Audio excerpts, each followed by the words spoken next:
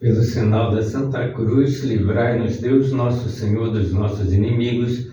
Em nome do Pai, do Filho e do Espírito Santo. Amém. Meu Senhor e meu Deus, creio firmemente que estás aqui, que me vês, que me ouves.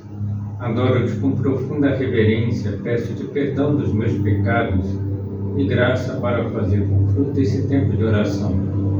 Minha Mãe Imaculada, São José, meu Pai e Senhor, meu anjo da guarda, intercedei por mim.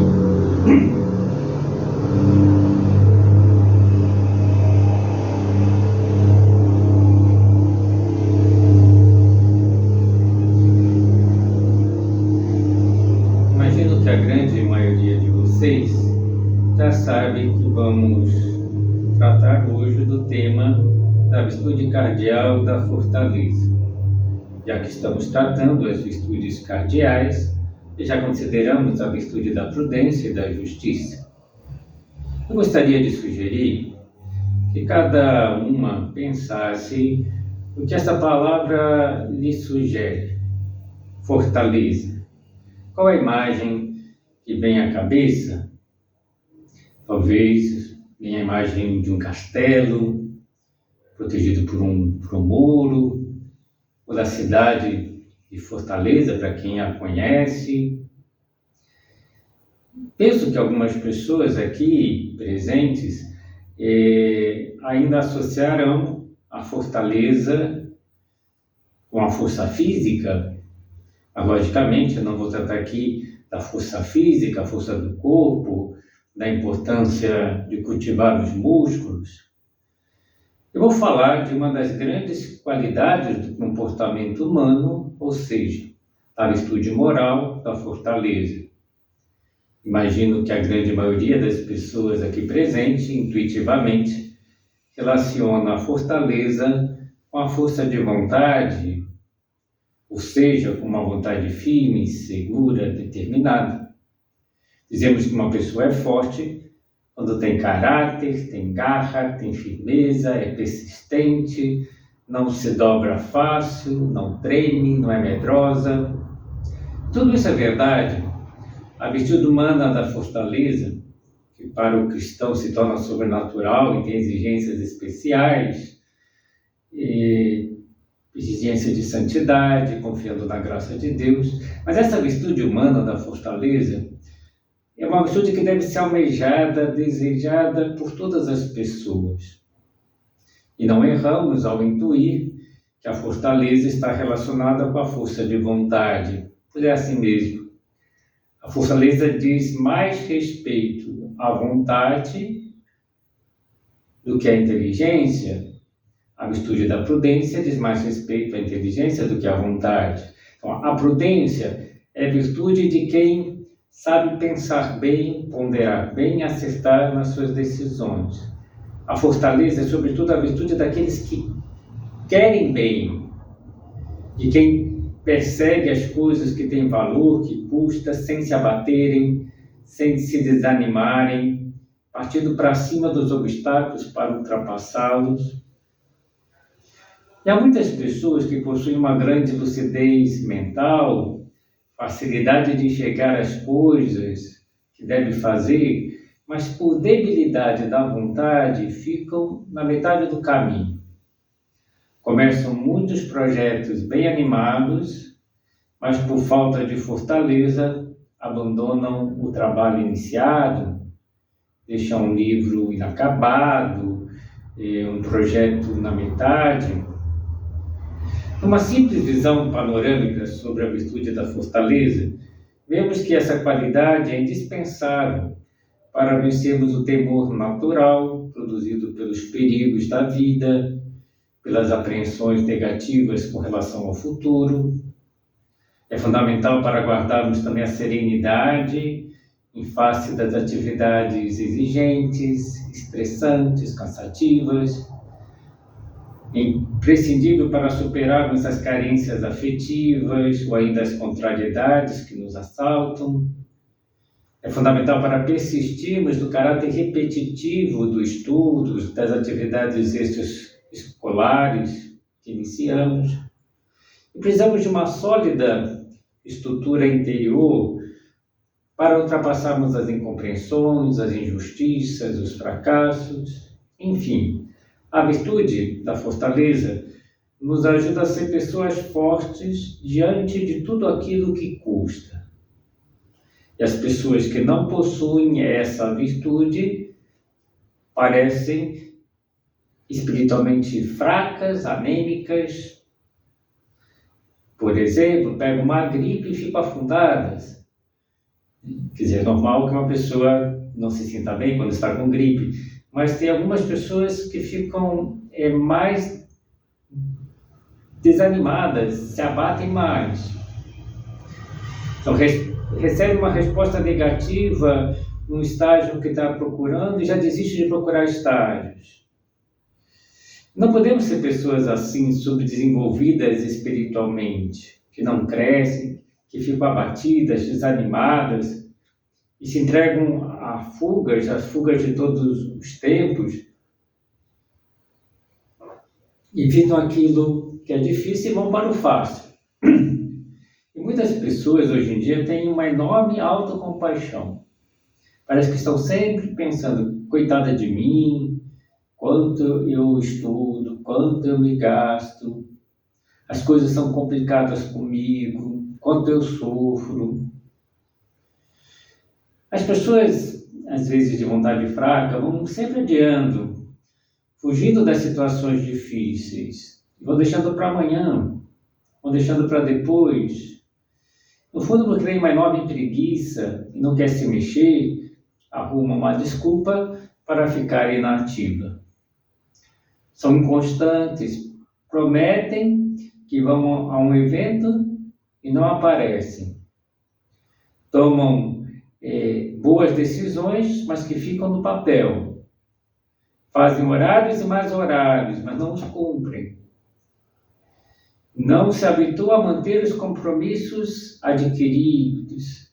Sempre chegam tarde, não são capazes de manter o mínimo de estabilidade naquilo que fazem. Interessante observar que Santo Agostinho gostava de relacionar a fortaleza com o amor. E ele dizia, só é forte quem ama. Quem não sabe amar de verdade um ideal, uns princípios, não pode ser forte. Outro dia li um testemunho que me fez pensar sobre a importância do amor para alguém ser forte. É um pouco longo, mas acho interessante e vou lê-lo. Eu estava junto da minha esposa, Daiane, após o nascimento da nossa filha Sandra. Daiane estava radiante, deitada na cama do hospital. Ela não percebera a expressão alarmada nos olhos da enfermeira, instantes antes de levar o bebê embora, rapidamente. Perdi toda a esperança quando o médico entrou e sentou-se para dar a notícia devastadora. Eu sinto muito, a filha de vocês tem síndrome de Down.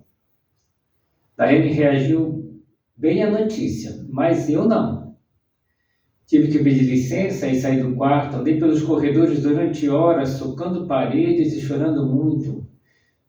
Por que você fez isso com a minha filha? Gritei para um Deus a quem subitamente desprezei. Por que ela? Por que eu? Por que Sandra não podia ser perfeita como nosso filho de 3 anos, Araão? Araão era o meu xodó. Eu adorava passear com ele, brincar com ele, eu contava histórias para ele na hora de dormir. Com Sandra as coisas seriam diferentes. Depois que a trouxemos para casa, corri para a biblioteca e li tudo que encontrei sobre síndrome de Down. Não havia nenhuma cura milagrosa. Daiane e eu começamos a frequentar um grupo de apoio, mas depois de algumas semanas não consegui mais ir. Ouvir os pais das crianças mais velhas que tinham síndrome de Down descrevendo os muitos problemas de saúde que enfrentavam me deixavam totalmente desesperado. É isso o nosso futuro? Eu não conseguia deixar de me perguntar. À medida que o tempo passava, eu levava a Sandra zelosamente a médicos, terapeutas, massageava suas pernas e tentava desenvolver seu tônus muscular. Tentava ensinar-lhe a andar e falar. e ficava mais frustrado e deprimido com a pobreza dos resultados. Dediquei-me inteiramente a fazer Sandra melhorar. Eu estava determinado a consertá-la, mas não sentia amor por minha filha. Eu estava envergonhado dos meus sentimentos, e que Deus me perdoe. Eu estava envergonhado da minha menininha, ficava embaraçado de ser visto com ela. A minha raiva transformou-se em tristeza, e a minha tristeza deu lugar à apatia e à distância. Continuei a cuidar de Sandra, mas tornei-me cada vez mais desesperançado e distante. Vai ser sempre assim, suspirei um dia, há cerca de 1 ano, enquanto colocava minha filha de 2 anos em uma cadeirinha de comer para dar o seu almoço. Coloquei sua comida em um prato, me sentindo inteiramente vazio por dentro. Quando me aproximei da cadeirinha de Sandra, ela virou a cabeça, olhou para mim atentamente com seus grandes olhos azuis. Então estendeu os 2 bracinhos e me abraçou com toda a força, como se dissesse: papai, eu vou fazer a sua tristeza ir embora. Foi um verdadeiro milagre. Retribuí o seu abraço e comecei a chorar, não mais de tristeza. Eu estava chorando porque a minha menininha tinha me mostrado o que era ser amado incondicionalmente. Por um breve instante, tínhamos trocado de papel. Sandra me havia dado amor que há tempo eu não conseguia lhe dar. Sandra me ensinou a abrir meu coração e amar espontaneamente sem expectativas. Eu tinha gasto tanto tempo e energia procurando fazer com que Sandra atendesse às minhas expectativas e que me esquecera inteiramente de apenas curtir sua companhia e o que ela tinha a me oferecer. Eu não cometo mais esse erro. Hoje em dia eu leio para os meus 2 filhos na hora de dormir. Nas manhãs de sábado você nos encontra os 3 enroscados no sofá, assistindo a desenho juntos. E sempre estou fazendo Sandra rir das minhas caretas, ou jogando bola com ela, ou abraçando uma das suas bonecas. Nunca deixo de pensar, agora que finalmente abri meu coração para a Sandra, ela o enche todos os dias, até a borda de alegria e de amor. Enquanto este pai não descobriu o amor, ele não conseguiu ser forte, não conseguiu vencer a tristeza, o enorme desânimo. Então, para ser forte, é preciso ser firme no amor. E podemos dizer que a virtude da fortaleza é a força do amor ao bem árduo, ao bem difícil. Li a seguinte definição de um teólogo: a fortaleza acende o entusiasmo e a vontade para que não desista de conseguir o bem árduo ou difícil, sem se deter perante os sacrifícios ou os perigos. A fortaleza é indicador da têmpera moral, da boa qualidade do caráter. A têmpera moral de uma pessoa se nota por suas atitudes. Quando ela vê um bem que é árduo e difícil, mas é um bem, ela não se detém, não desiste, não entrega os pontos diante das dificuldades. Contaram-me de uma mulher que estava grávida e teve inflamação em alguns nervos da face, que resistiu às dores por 3 meses, até o parto, porque não podia tomar os medicamentos fortes, porque poderia afetar o seu bebê. Então, pelo bem do filho, por amor ao filho, aguentou. Bem, existem 2 vertentes da virtude da fortaleza. São Tomás de Aquino dizia em latim: agrede pericula, sustinere mala. Então, agrede pericula, atacar, não em termos bélicos, né? Mas enfrentar o que tem que ser enfrentado. Ter coragem de ir avante sem esmorecer. Depois a capacidade de resistir àquilo que temos que aguentar, suportar, ter paciência. Hoje vamos nos deter mais nesse aspecto, nessa vertente da fortaleza, que é a fortaleza de atacar. Então, a fortaleza dá ao vigor para correr atrás do bem, ainda que seja difícil, sem que o medo a detenha. E podemos já examinar sobre a falta de fortaleza. Que coisas boas eu deixo de fazer só porque são difíceis. Há coisas boas que eu poderia fazer em casa e não faço porque são difíceis. Há coisas no estudo, no trabalho, que eu não faço porque são difíceis. Um estudante dizia a São José Maria Escrivá: peça que eu nunca queira deter-me no fácil. E São José Maria respondeu: já o pedi, agora só falta que te empenhes em cumprir esse belo propósito.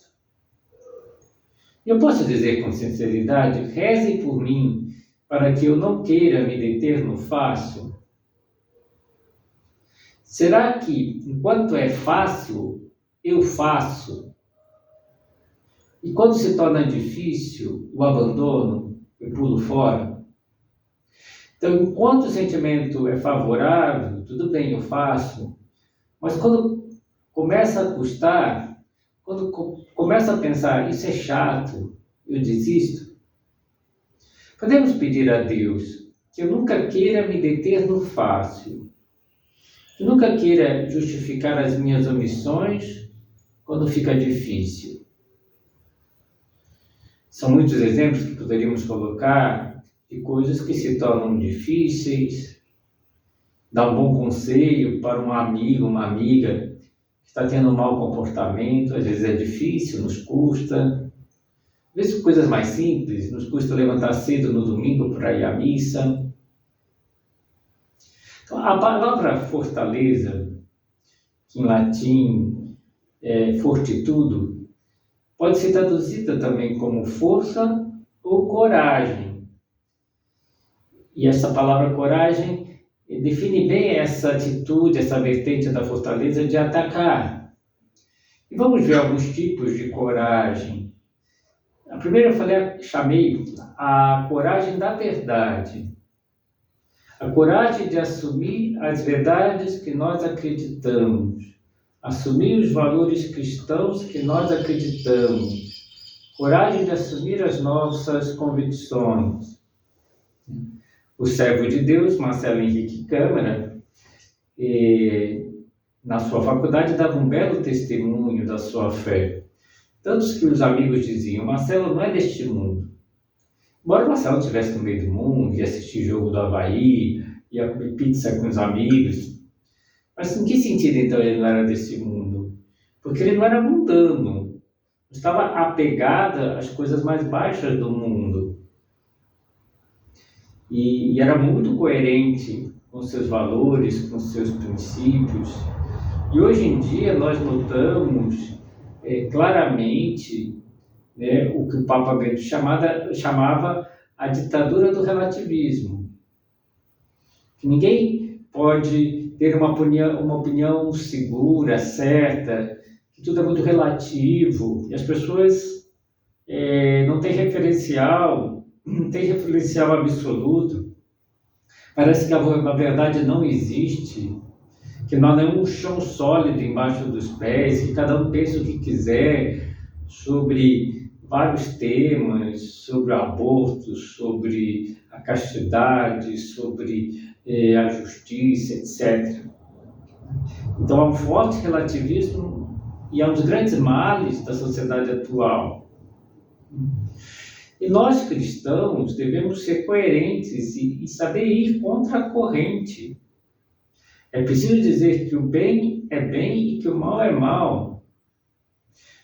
E que o bem nos traz felicidade, o mal nos prejudica, nos destrói, nos torna infelizes.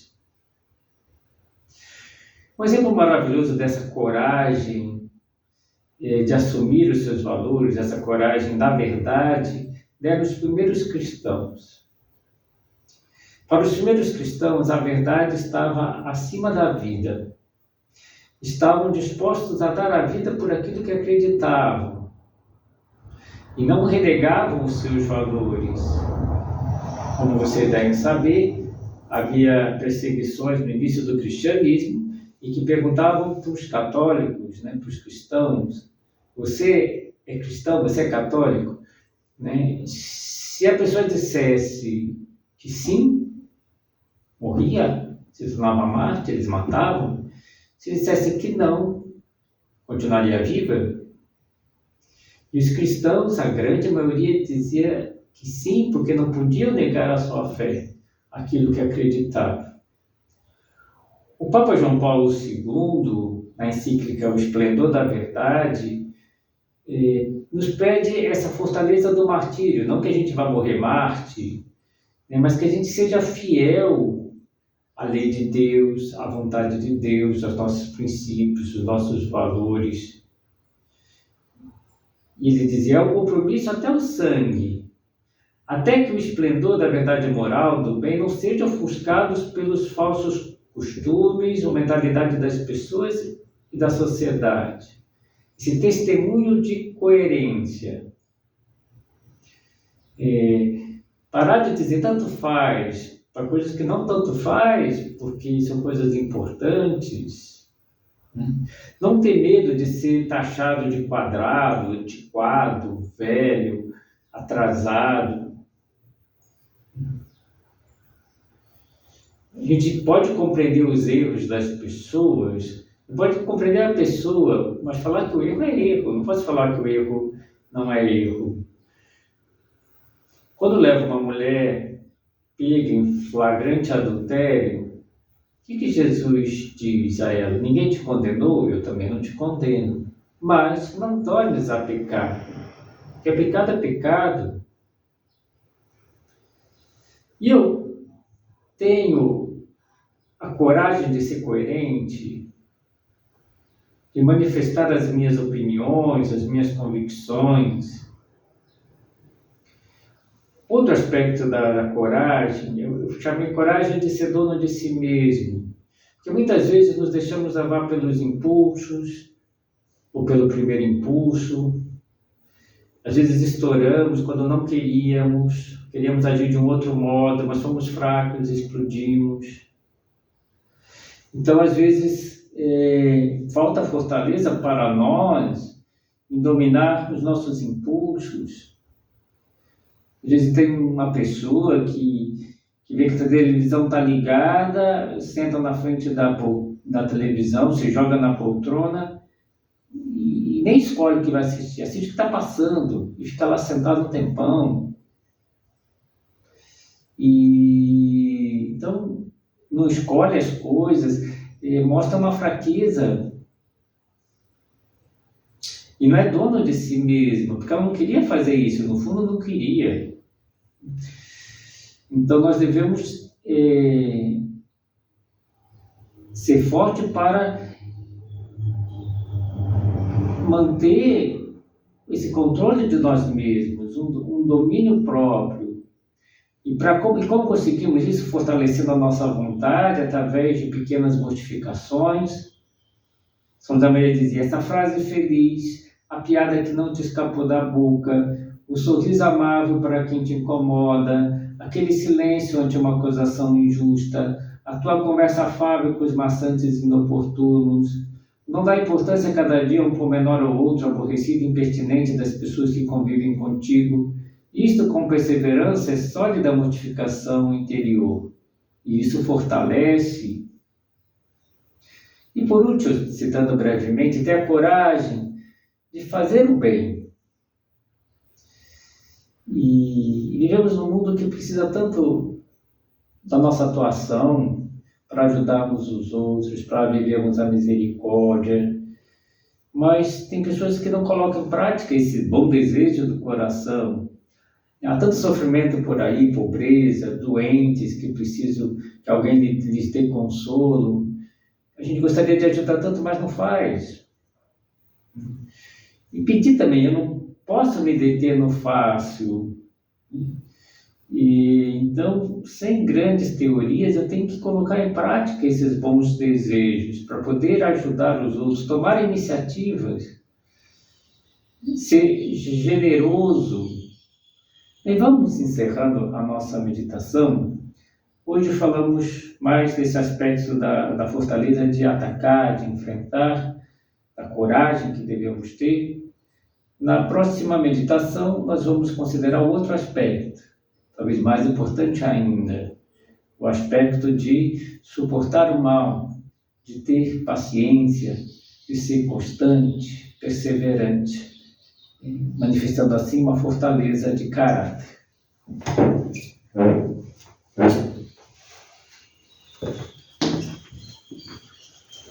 Dou-te graças, meu Deus, pelos bons propósitos, afetos e inspirações que me comunicaste nessa meditação. Peço-te ajuda para os pôr em prática. Minha Mãe Imaculada, São José, meu Pai e Senhor, meu anjo da guarda, intercedei por mim.